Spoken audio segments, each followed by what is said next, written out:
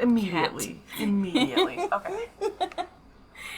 It's fine. It can be edited. Oh my goodness, dang. I'm leaving that in. Yeah, that's staying in. So this is a conversation that was had between Riley and Bastion before the events of Session 1. They were on the same ship from the Human Isles. Technically, Riley, Bastion, and Theo were all on that same boat, but Theo would have been in a different part of the hold because he was human. Riley, since Bastion and Riley both appear to be elf, they were stuck in the same cabin. And that is kind of where this story begins. Just as a side effect, if you hear any random jingles or thumps or she's being incredibly demanding during this recording. I will make sure there's a picture so we can all appreciate baby. Riley had done everything he possibly could to prepare for this ship. He had all his stuff in boxes that could keep them safe from getting wet on the ride over. He had his visa and his resume on one side pocket of his junk bag. He had made sure everything he brought had made it to the cargo bay unharmed and had been tied down properly. The last thing he wanted to do was risk losing what little he had decided not to sell or give away. Not that he had a lot of stuff, but many of his unfinished wood projects had been passed to others as firewood, since finishing another artisan's work was simply not done amongst the elves. Best the wood be used to warm someone's kitchen than be finished by another crafter's hands. Tragic, but honestly, Riley had known it was something that would happen. However, at the end of the day, he had won. He was the interpreter chosen to work in undiscovered lands, a pioneer in his field, and he had fought hard to get where he was just for this chance. Now, here he was, sitting on a cot on his second connecting ship. He sighed, pulling half of his hair over his shoulder, and started braiding it.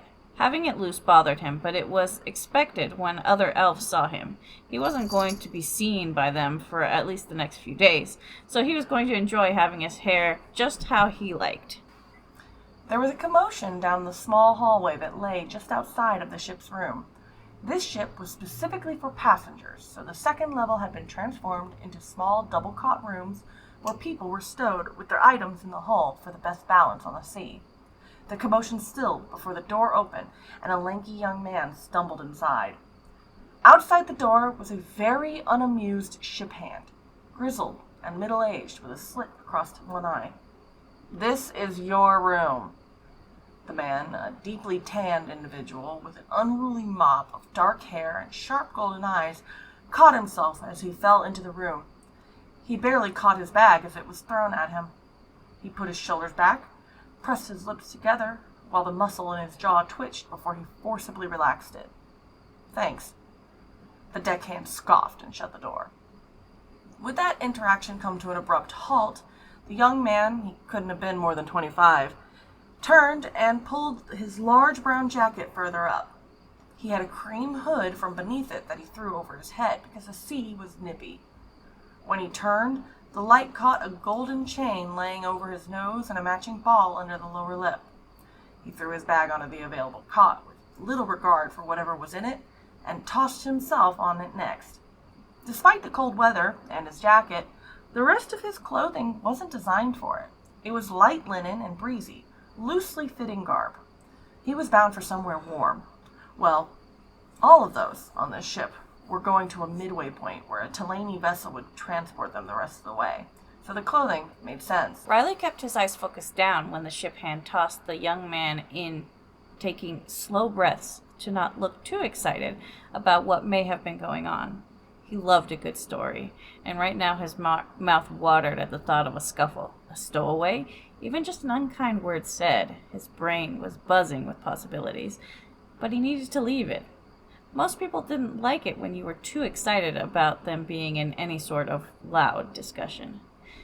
He looked over at the young man, barely 20 at most. He took a breath and adjusted himself so he had both legs crossed under him and pulled his working wood out of his pocket, along with a shiny whittling knife, and continued with the small dragon that he had been working on. About the height of his thumb and twice as wide. "Quite the disrespectful way to be shown to a room. Are you all right?" he asked in this area's common. His voice was calm, pleasant, as one would expect from any elf. "Ista bene," he muttered it as he curled up and pulled the thin ship's blanket over himself and curled up into a ball. For such a tall kid, he could turn into a teeny tiny little ball, and the language he spoke was one only whispered about in the halls of higher learning or contained in the dialect training manual sent to Riley from the Tillean rebels. This boy spoke low Fossey, the language of the island they were headed to, and by the way it sounded, he did so natively. "I'm fine," he repeated, and pulled his hood back to scratch the tip of his pointed ear where a tuft of hair grew, and then pull it back over his head. "Mi piace," Riley responded, as he felt he should. If this boy spoke the language so casually that it just slipped out, it only meant one thing: a native speaker. And Riley desperately needed the practice. He had used what little knowledge he had on other Latin languages to try and fix his accent, but he was sure it didn't sound as natural as the boys had. "Que continua así," he said softly, cutting the small dragon off the tip of his driftwood, looking it over slowly and placing it into the small dragon pocket where the needy little drake lived that needed constant tribute. "You learn your Fossey out of a book?" he grumbled after a long moment of silence. He rolled over to look at Riley with his eyes narrowed and his body language akin to a snake prepared to strike. His common was accented softly, and the more he spoke, the softer and finer the accent became until it was nearly imperceptible. He mimicked the subtleties of the common accent of the human settlement that they had just left very well. Either he was a natural, or he'd spent a lot of time there. Riley nodded. "I was sent a study guide so that I can learn it and do my job properly. Though nothing quite teaches you how a language works, like living where it comes from." He started a new shape with his driftwood, something to give the greedy creature in his bag tomorrow. "Work keeps me moving and learning new languages." He was not going to reveal that he had fought tooth and nail for this job, not if he didn't have to. Interpreters were not uncommon, though ones that could work in high areas of government and in confidential rooms like himself were. "You seem gifted with the language yourself," he added, before blowing a small chip from his new project. "I'm so-so." He seemed to relax some. "Your pronunciation needs work. You hit your ch, the k." He muttered and closed his eyes to try and relax. It was cold in here, and he was not dressed appropriately. Either the boy had decided it'd be cold for days on the way to the warm climate, or he had been too poor to afford multiple outfits. But he couldn't have been in the country long enough to learn perfect common without some money and warmer clothing. A mystery, to be sure. Riley nodded and put that information in his language bank. Pronunciation is the hardest part. The very edge of his lips curved in a smile that was more in his eyes than anywhere else. "You would not mind if I practice a bit with you, would you?" He ran his knife over the small shape, popping off the top so that the pointed ears could start taking shape. He was quiet for a second, and then a long, drawn-out sigh passed his lips. The next time he spoke, it was in Fossey. "I can't stop you, can I?" He settled into the blanket now that it was finally getting warm, and waited for whatever this nosy traveler would ask next. The elves weren't usually interested in others. That was half the reason he liked them. They were snooty and uppity and left people alone, especially those they thought to be lower-born elves. He was not an elf.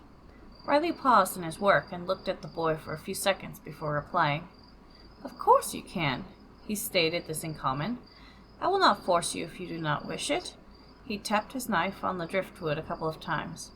"If you would prefer to rest, I will not bother you." "I would prefer to rest." He spoke this in low Fossey, quietly, and closed his eyes. "I haven't heard my mother tongue even butchered in many years. I find it makes me uncomfortable." Riley nodded. "I understand." He returned his attention to the small shape that he had started working on. The young man curled up on his side and settled in to rest. This ship would not depart until far later that night, after the last of the other supplies were loaded on. The amount of passengers on this voyage were slim, but the money was to be made in imports.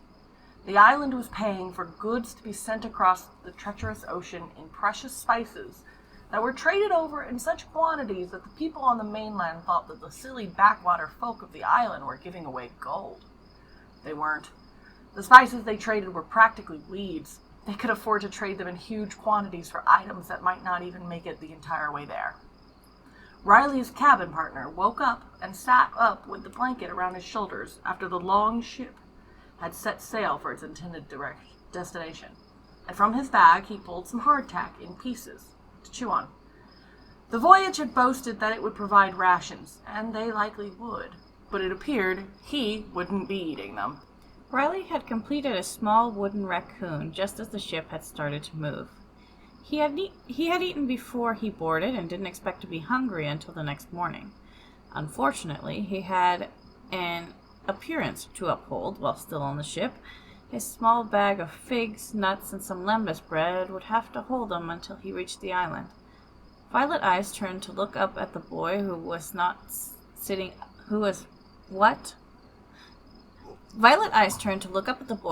sitting up and eating what sounded like hardtack.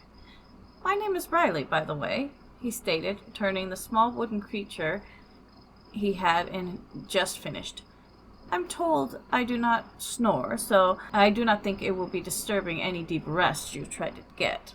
"Bastion," he answered back as he crunched on his hardtack and took a swig from a water skin he'd had inside of his bag. He had a handful of dried berries and nuts. The real trick was a bag full of dried meat that he'd pulled out. Spiced jerky that smelled good even in the sloshing sea, and he chewed on it with a satisfied hum. Riley placed the small raccoon on a small lip in the cabin, and it promptly fell off. With a small huff, he fished for it near the bed and picked it back up.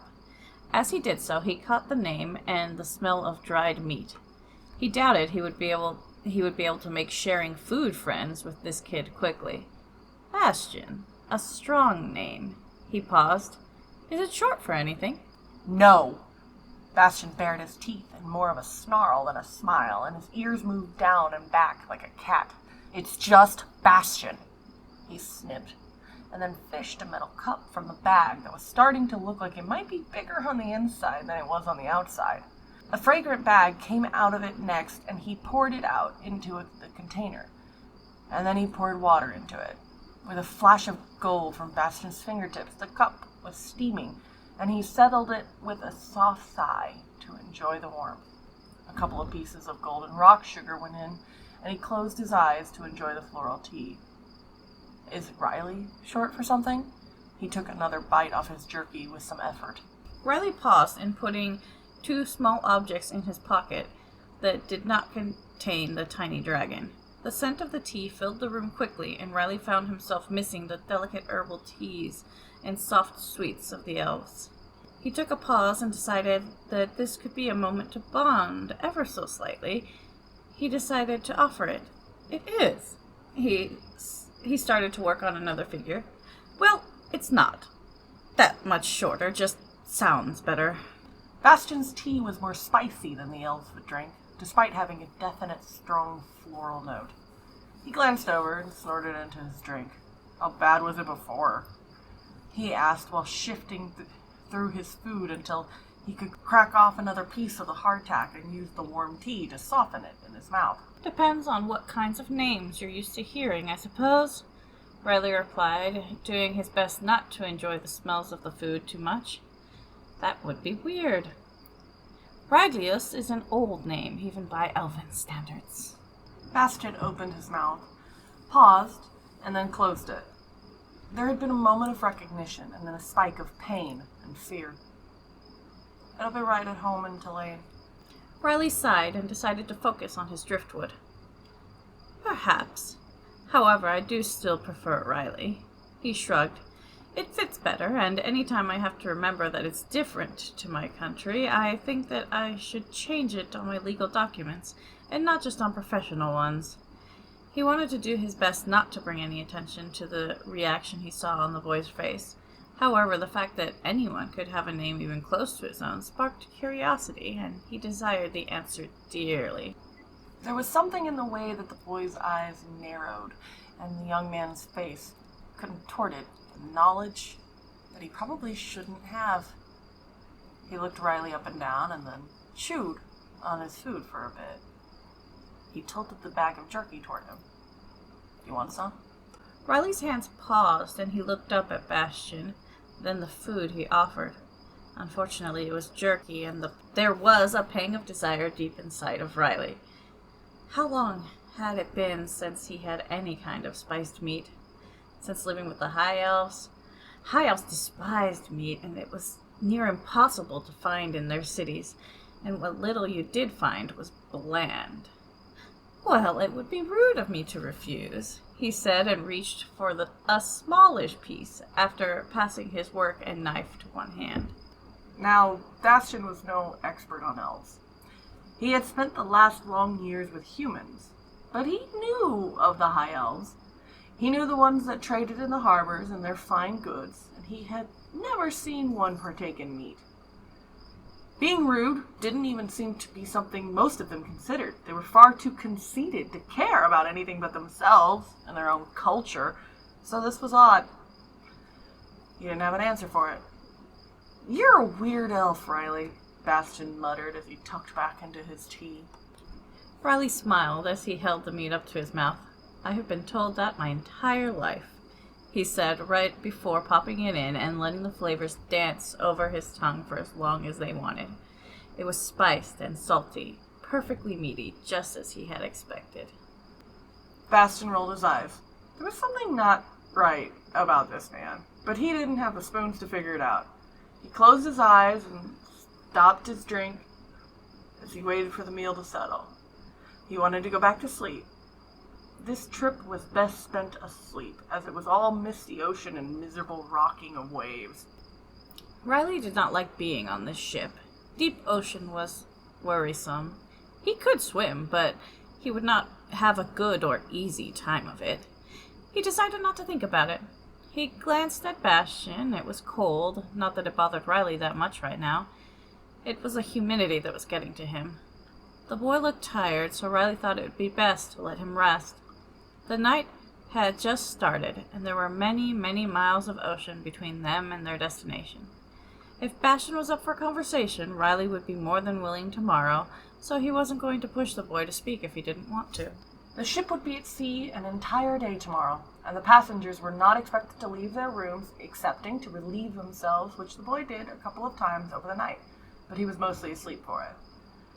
The next morning, his meal was once again the things he'd packed and the rations, little more than gruel for the two elves, as the human crew thought they were, was disregarded. He didn't care that it was boiled apples. He knew it would be gross, and he had been on this voyage before. "What are you going to the Isle Fosse for?" Bastion asked over his meals of nuts, berries, and jerky. The people that had contacted Riley had called themselves the Republic of Tillean and the Tillean. Riley had glanced at the substance that he had been given as his rations. From the smell of it, it was mostly oats and water, not even milk. He could say what he wanted about the High Elves and their distaste for adding any flavor to what foods already had, but at least they would have used milk to give it a different texture. Riley reached into his pocket pouch and sprinkled some of the seeds and berries. He had to give it at least some flavor and would not have boiled the hell out of what had happened here. Did it make it better? Not really, but it had at least broke up the texture so that it was less slime and had something to it. The bowl seemed to have been made of a very light clay, and the spoon he had been given was honestly horrific, and he could have gotten more food on a spatula. So he pulled out one he had made himself. "I'm not," he replied, between spoonfuls which were becoming smaller and smaller as the gruel cooled and thickened. "I was contracted by the Republic of Tillean as an interpreter." He stared at his bowl and wondered how someone could make such a basic food taste and feel so incorrect. Bastion regarded him with bemused golden eyes for a moment longer, and then he snorted through his nose. He started digging through his bag to retrieve a bowl and his own grain. In went spiced and dried berries, as well as a golden syrup. No milk, but plenty of water. His hands glowed a low golden, and began... Oh shit, beginning made me lose my thought. His hands glowed a low golden, and it began to bubble, spicy and sweet. You are, he insisted after a few moments. Tillean is the southernmost port in Nyx's cradle. They call themselves a republic to lend legitimacy to their rebellion. But it's just that, a rebellion. The entire island is known as the Isle Fossey, dominated by the eternal empire of the same name. The rebellion is the losing faction. It's important that you know that. Barring a miracle, they cannot succeed. Riley took this information and the scent of the sweet syrup in slowly and deeply. Well, that's information I didn't have. He took another bite of his food and did his best to control his face. The texture had shifted greatly, and he couldn't warm it himself. Well, it's not my job to judge. Out loud. He grinned. They needed an interpreter, so I answered the call. They need divine intervention. Bastion scoffed. Oh, and they have it, but not in the direction they need. He shook his head and stared at his oatmeal for a few long minutes before he reached out and wiggled his fingers for Riley's bowl. Riley looked down at his bowl and then back to Bastion and passed it over. Perhaps. And if they do manage to get that intervention, I might have a job for a lot longer. He paused. Or they might not need me anymore. He shrugged. Bastion shrugged back and made a motion with Riley's bowl as if tossing the contents out. It was a casual use of magic that belied a lifelong relationship with it, and when the bowl was turned back over, it was clean. He repeated the steps to make fresh breakfast for the other man in the bunk and handed it back over. I want the rebellion to succeed. I'm dead if they don't. Riley accepted the bowl and gave Bastion a court bow for it. Thank you. He thought about Bastion's words as he took some and tasted it. It was fantastic. Well, if they need me, they must be looking to other countries for assistance. Hopefully they can find enough people to tip the scales. He sighed softly. Being dead does sound like a detriment to being alive, after all. Bastion paused as he stared at his oatmeal and then shrugged. There are worse fates than being dead. Riley smiled. You're not wrong. I have seen many in situations that I'm sure they would have preferred death. He took a spoonful. But they were high elves, so it was like wearing red or some shit. Bastion snorted and took a bite as he shifted to sit crisscross on the bed. He scrunched himself into as small of a space as possible as often as he could, it seemed. He hadn't been stretched fully out even in his sleep. High elves would not survive the Empire. The will would rip them asunder in days, if not hours. That's why most of them are archers. Riley sat back, pulling his own legs up in an attempt to get comfortable. They attack at range, using magic mostly. They're brilliant mages, trained in precision, but you change their routine and they will die. He sighed. Wood elves like myself move with nature. Rangers and farmers, we get our hands dirty. He continued to eat, wanting to finish it right now that it was warm. Not that we are much better in battle, mind you, just more adaptable. Bastion rolled his eyes. Fighting has nothing to do with what makes the island inhospitable. It's a feeling, a weight that settles on you the moment you get there. He struggled for the word. A discomfort is palpable, and those who live there have learned to survive despite it. He shook his head. Wilting daisies who cannot even tolerate the color red would not survive long in a place where suffering is the point. Riley took in this information. It honestly sounded like a horrific way to live, and he wondered if he too would face such a feeling. Does it affect all who arrive, or only those who are born there? Everyone. Bastion sighed as he ate and crunched through the nuts he had mixed in. It's a constant feeling in the back of the mind. A little bit like dread that just lives there. Like you may have had a panic attack, but it never comes, and the dread never leaves. He sighed. You get used to it. Riley thought about it. Well, I'm sure I will. He looked down and found that he had finished the bowl before he had realized it. A shame. So, you're heading back to your home island, then?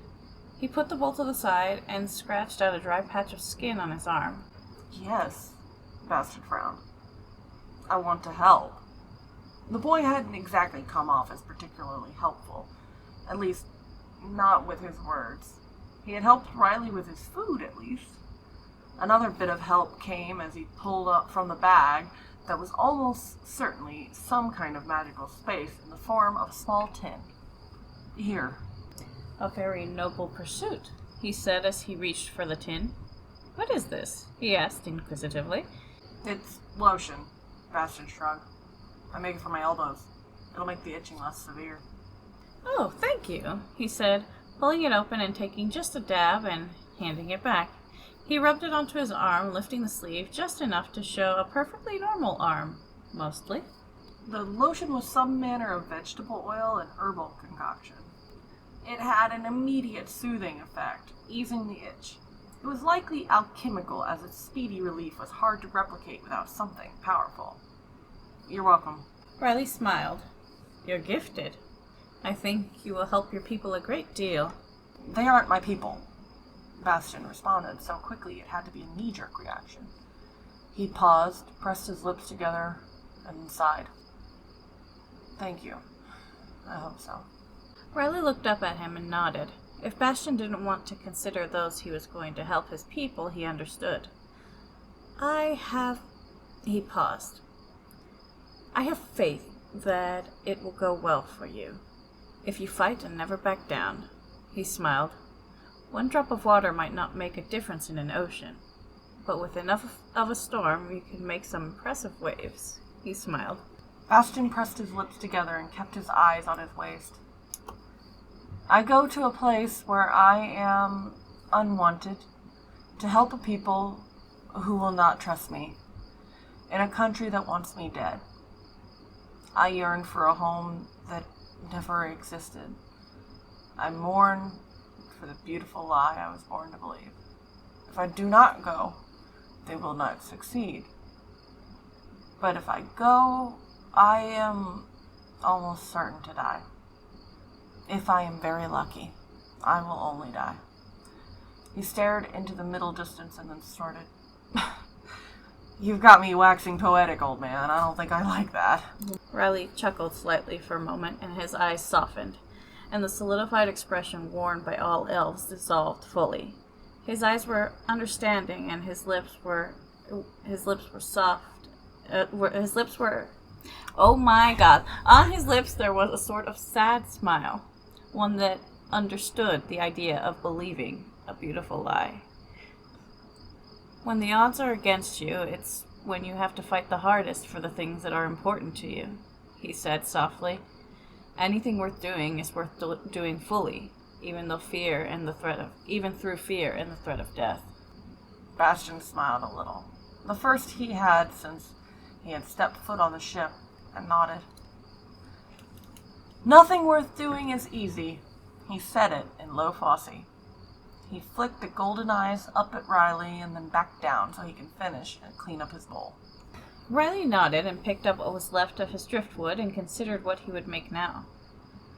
It could be anything. A snake, a dog, a fox, perhaps even a fish. A fish sounded good. He hadn't made one in a long time, so he started carving. It was a humble hobby, one he enjoyed doing greatly. Enjoyed enough that he made it a side business between contracts. He wondered what kind of styles the people who lived where he was going would like, what they would enjoy. He wondered if they had any techniques he could learn. He was excited about it, and now that he had dropped the mask, it showed a little on his face. A small crab, one that appeared to be made with sea glass and rudimentary blowing technique, as the glass was highly imperfect, was sat beside him. It had been crafted with fingers. It even had a print still on the side of it, so magic must have been involved. and in the very center was a small glow that crackled with golden energy, the same kind Bastion had when he cast. "I named him Carl," Bastion commented, and then turned a little pink over the nose. Riley stared at it. It was beautiful, and the work that had gone into it had been done with care. "Well, hello, Carl. Nice to meet you," he said gently, putting down his knife and wood so that he could pick up the tiny crab. "He looks like a very happy crab." Riley looked over at Bastion. "Did you make him just now?" "What?" Bastion blinked and then shook his head. "No, I made him a few years ago. I have a couple of them." He went digging around. "This one is Reginald." He sat down a sea turtle in the same style, but a different color glass. Clearer, with more imperfections caught in it. "This one is Fabio." He sat down a flat sunfish. "And this one is Maria. She's newer." A beautiful glass mermaid, more finely crafted with better detail, sat on a pumice stone, staring wistfully at the viewer. Where her heart would have been was a bundle of glistening golden magic. She had long ears with fins on the ends, as well as delicately sculpted scales someone had worked very hard on. Rather than a full tail, she had a bifurcated tail that had an open hip separation that ended in one long tail that wrapped around the rock. "She's a deep folk." Riley smiled and admired every piece with just as much wonder and appreciation for the work as he did with cute little Carl. "You do beautiful work, skilled in magic and in the arts, I see." He smiled. "Now, if you say you can cook, you'll be doing better than 40% of the elves I have met in my 90 years. "I mean," Bastion glanced down, I think my jerky's pretty good." He pursed his lips and then put all of them back into his bag with care, but his arm absolutely went in too far. That bag wasn't actually a bag, it was something else. A hammer space of some kind. "I'm not great at cooking, but it's edible."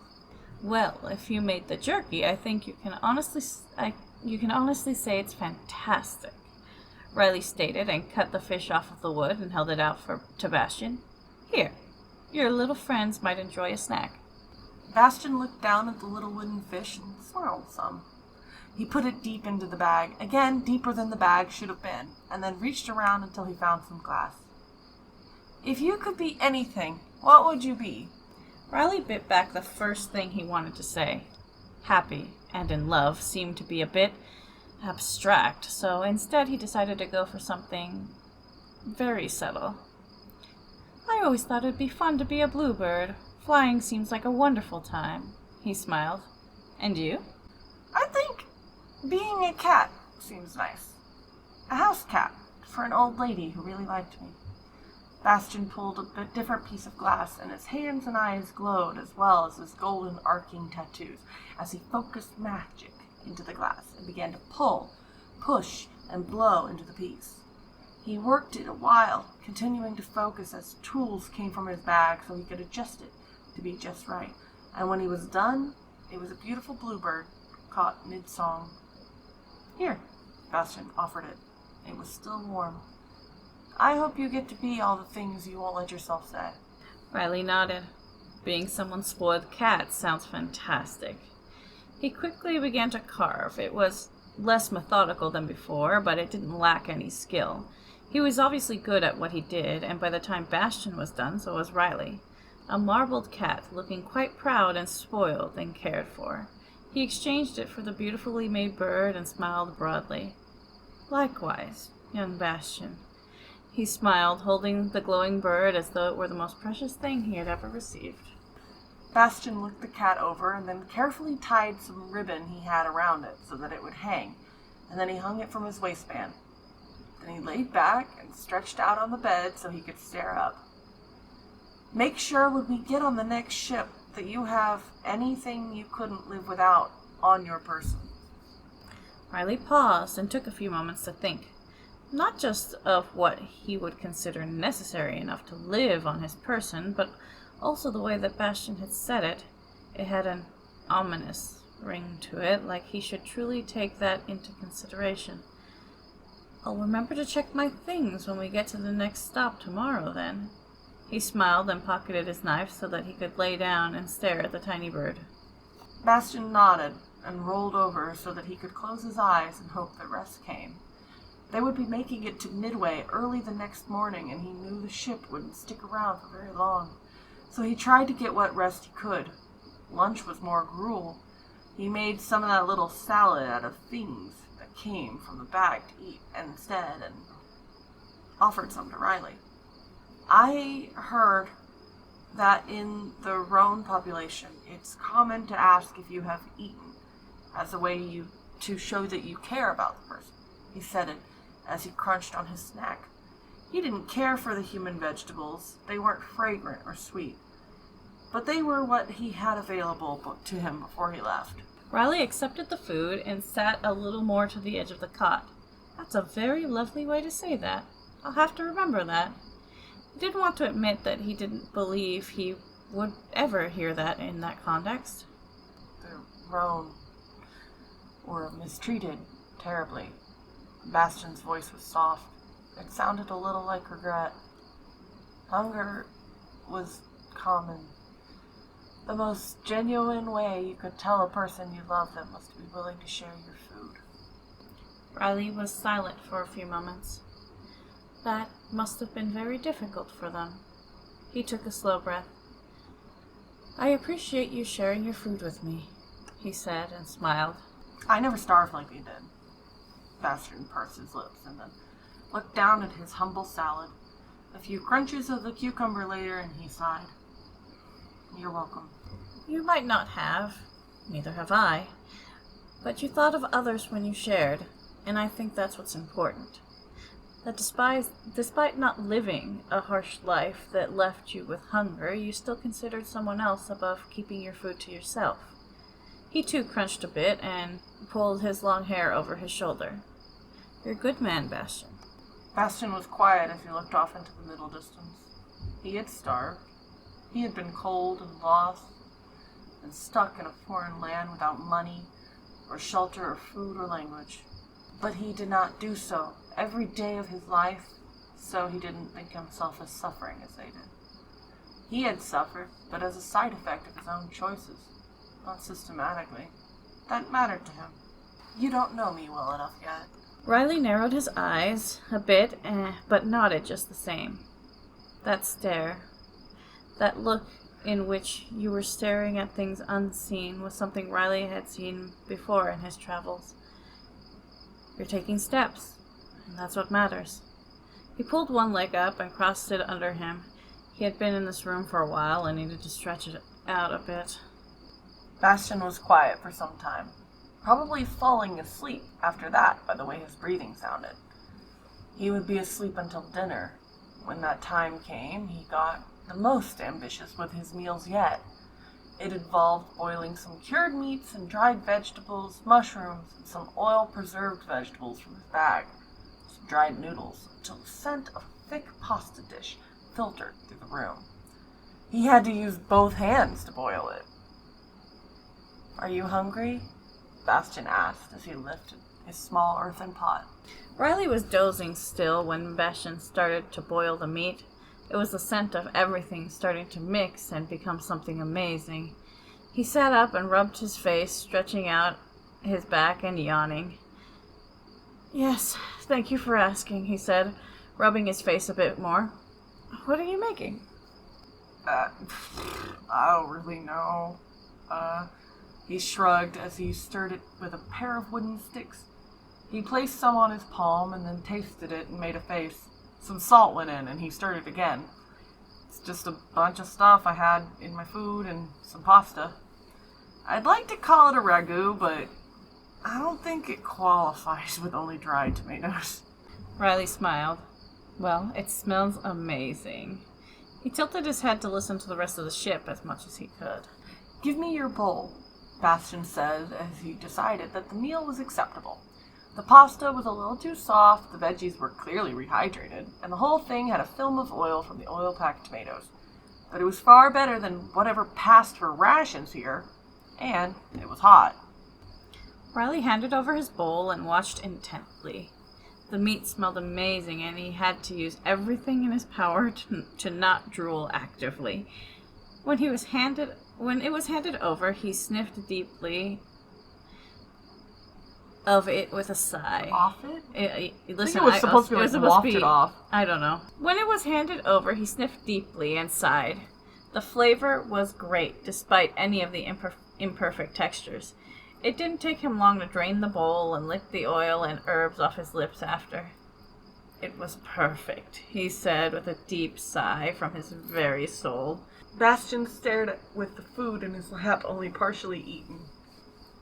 Does food where you come from suck? He asked, and it sounded like a genuine question, rather than a jab. Riley smiled. Depends on who you ask. He pulled both legs up so he could sit more comfortably. In the High Elf City where I have been living for the past 20 years, the food is bland. He bit his lip a bit. Here.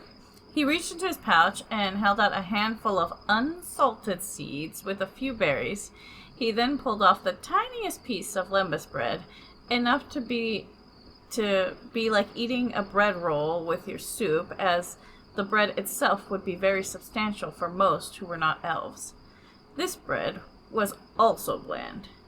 When the wood elves make lembas bread, it's sweet and can fill you like nothing else. The high elf lembas bread tasted very much like unflavored white bread.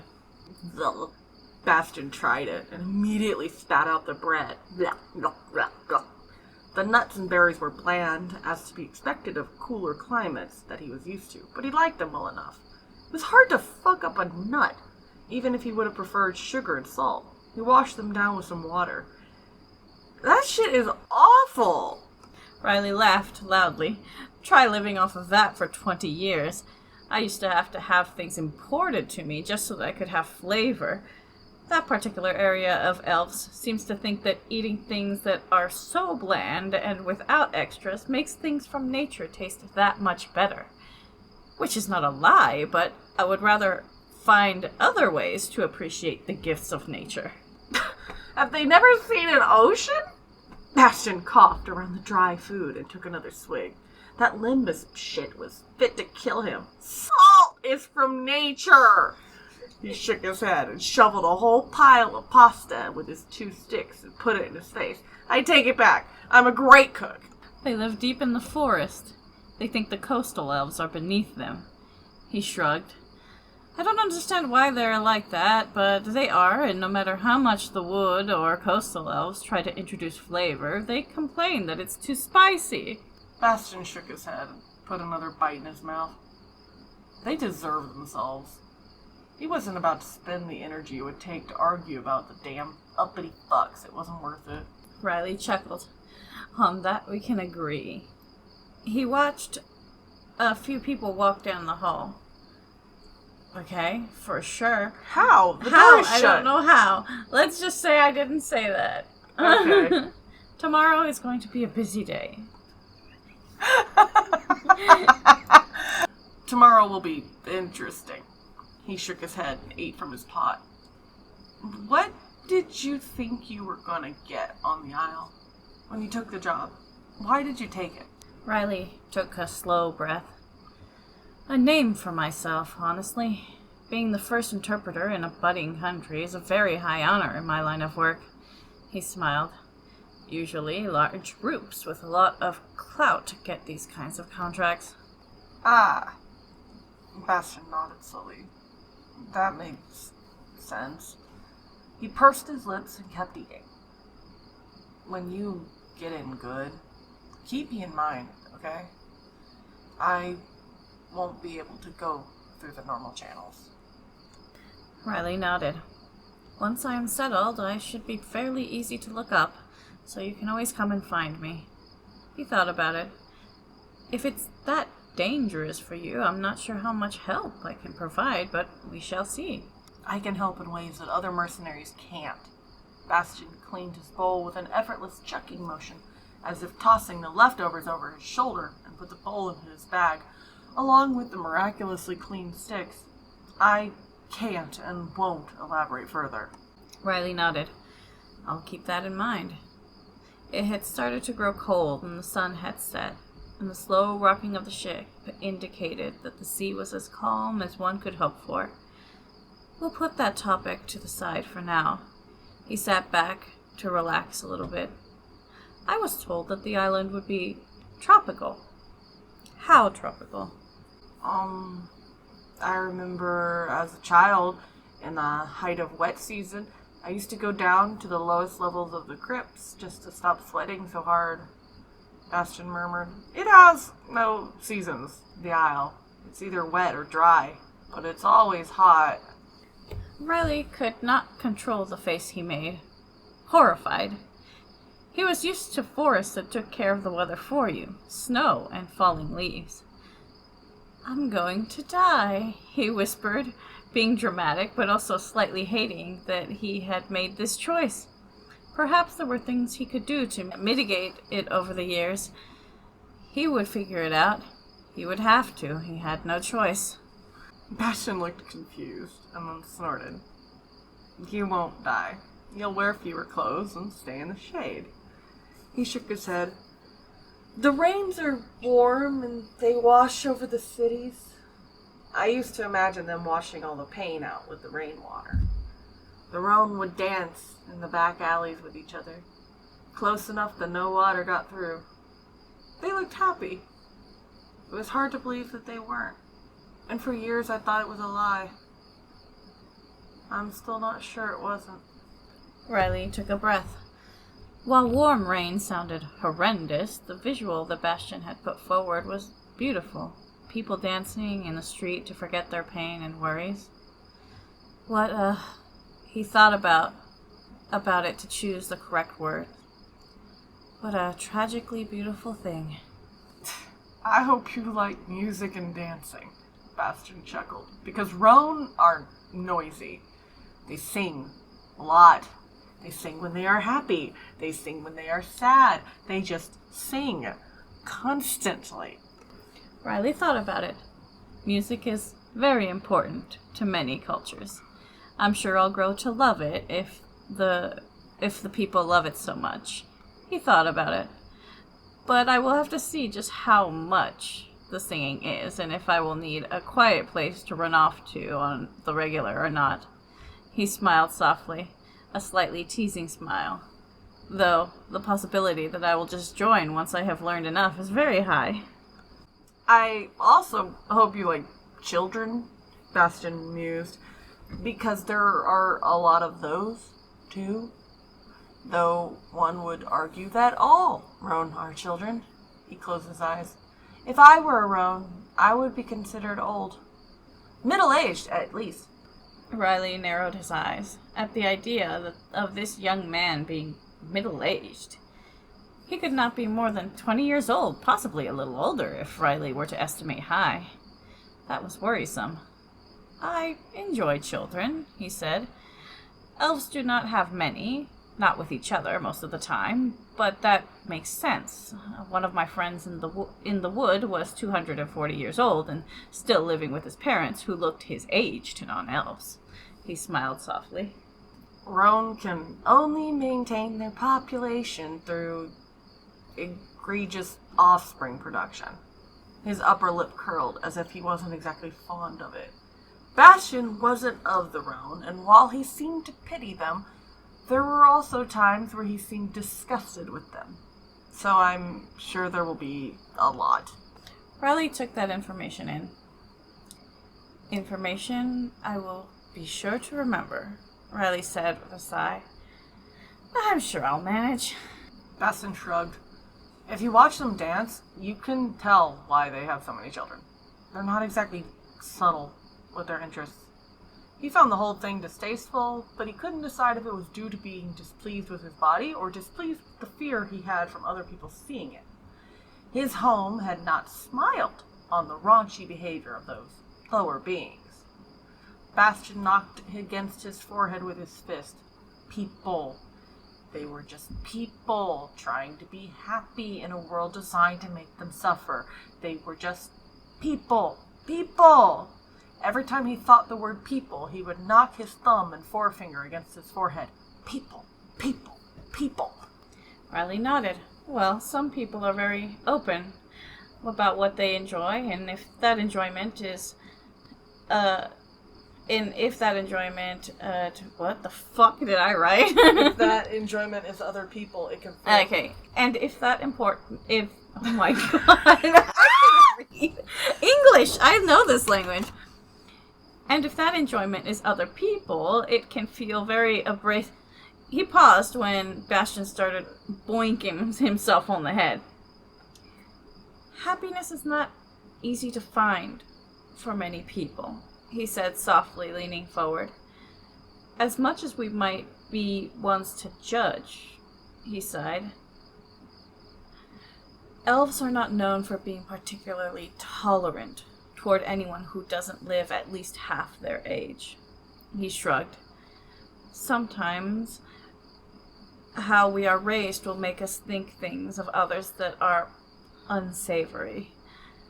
It took me years to work through, so I could do my job effectively. I'm sure that it will take work for me to get used to what I see there without the tingle of distaste that was put on me by the family I was raised by. Roner's slaves. Cattle. Just stock, to be turned into pretty pets or worked to death. Bastion sighed and bonked his head a few more times. My mother didn't even see them as people. She treated them as a resource. She said they liked the work, and if they had no work, they would simply die from their own stupidity. The things that she and the others in my ancestry did to them are unthinkable. I can't even justify it, even if they were animals. I wouldn't even do that to animals, and they aren't that. They're people. His disgust had gotten more palpable as he spat out the words, but this was self-hatred, a turning inward. Riley nodded. I wish I could say that line of thinking is uncommon, but it isn't. He got off his cot and sat on the opposite side of Bastion's cot. You are not a bad person for what you used to believe. You were a child. You didn't know better, and the adults around you ingrained into you something that is horrific. He said all this calmly and without judgment, keeping his hands in his own lap and just watching the boy. You are right, there is no justification. But you see it now. You see how wrong it is, and you are going to a place that terrifies you and might cause your death because you see how these people have suffered, and you want to do something about it. He was quiet for a moment. It wasn't your fault. It is my responsibility and birthright, however. Bastion swallowed and set his jaw. He looked over at Riley. How do you do that? Get people to talk. Is it a spell? Riley blinked. He bit back the first instinct to make a joke about it. Understanding and acceptance, he said truthfully. I have no room to judge you. I have hardly been the picture of an honorable man myself. Bastion snorted and shook his head.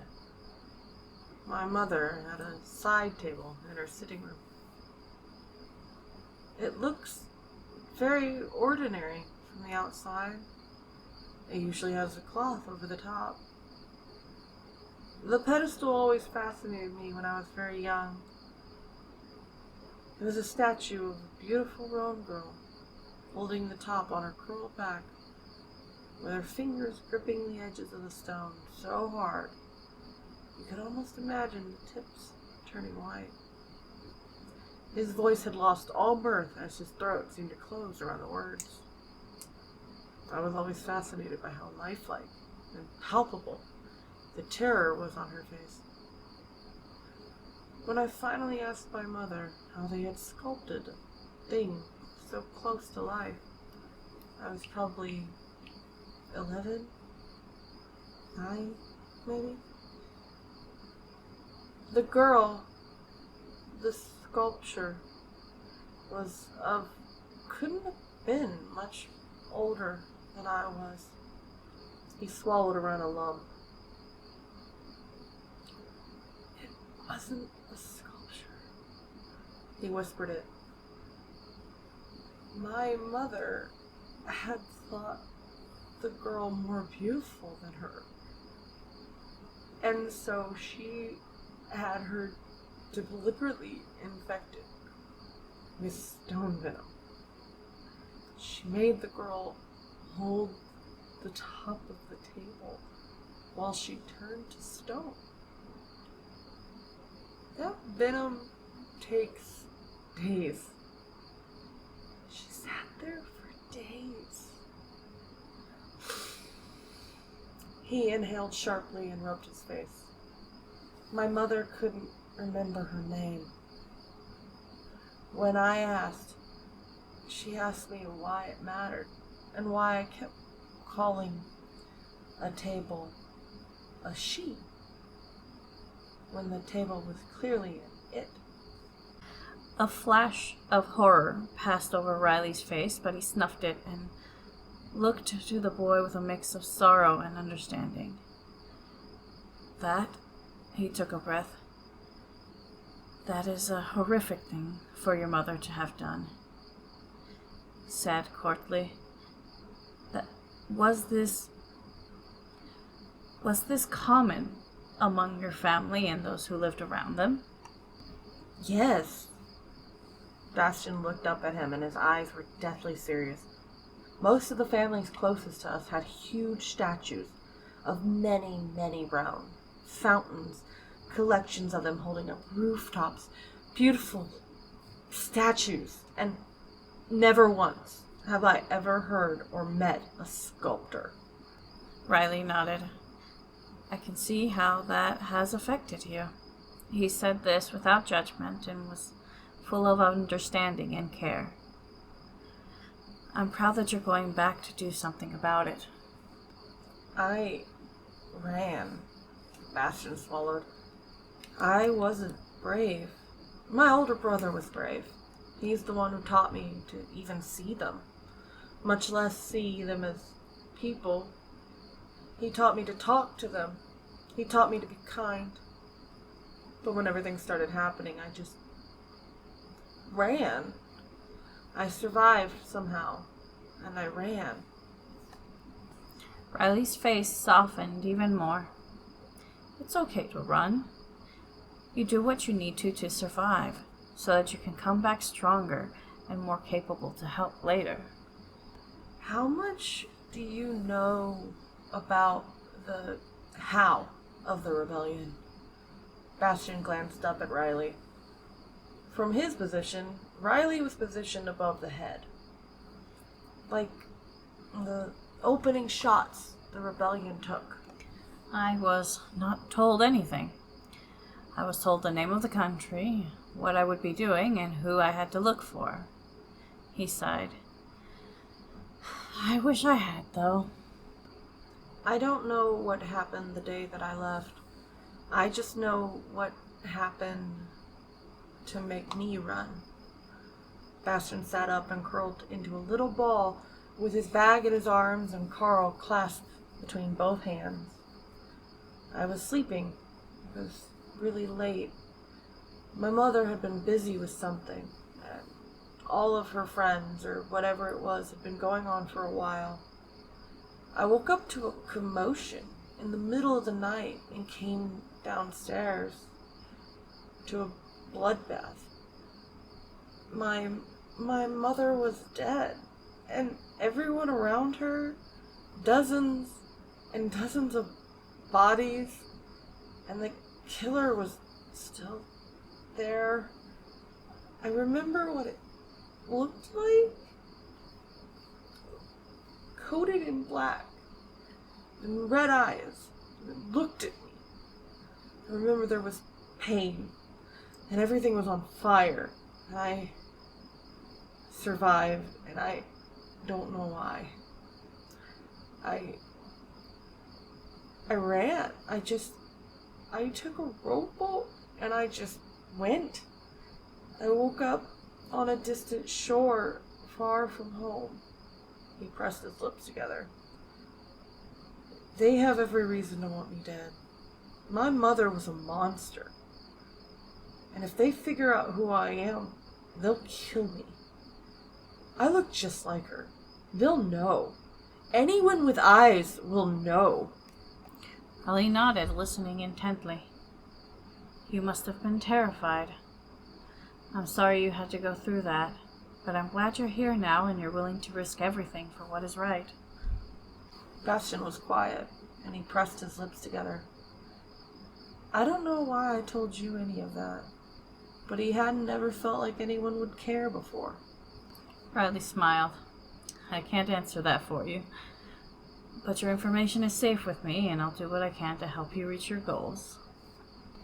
I just want them to be free, Bastion said honestly. Even if I have to die for it, they deserve to be free. Riley nodded. They do deserve to be free, and you are very brave. I'm not brave, Bastion started. I have to do this. It's my responsibility. Riley was very stern when he repeated, You are brave. Just because it's your responsibility does not mean that you are not brave.